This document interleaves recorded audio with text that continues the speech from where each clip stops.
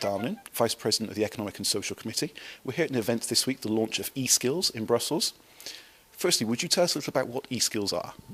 So eSkills are actually the ability of a person to be able to use anything which is digital, not necessarily be a genius or an IT specialist, but be able to use technology, ICT, in a way that one is comfortable.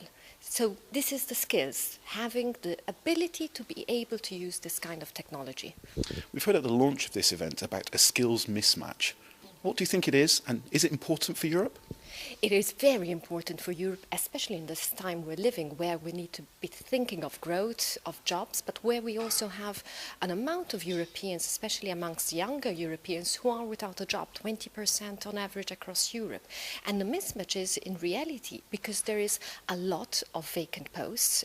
We can think of about 500,000 in the Eurozone area. Statistics show that there is this amount of vacant jobs, and there is a substantial of people without employment, and therefore there is a mismatch. Ultimately, it's because whoever is in the labour market does not have the skills of what industry demands, of what industry needs, and this is where eSkills comes in, because it's important that one keeps himself or herself updated with the necessary skills, including eSkills.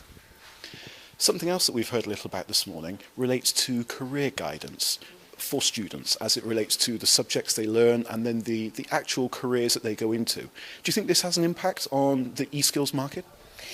I do think it has an impact. I mean, it has an impact beyond the eSkills market, but it definitely has an impact. If you were to think that in a few years' time, 9 out of every 10 jobs in any sector will require eSkills, therefore it's very important to have at an early age proper guidance on one's future career, one's aptitudes, one's ability, but also the basic skills one needs to be able to compete on the labour market.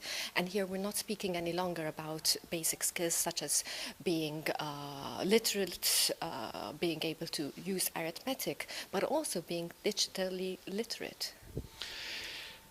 There's an obvious problem in reforming any large institution, and obviously one that relates to 27 countries is going to be much, much tougher. So it's not obvious that EU level changes can operate and then trickle down to national level and local level and individual schools.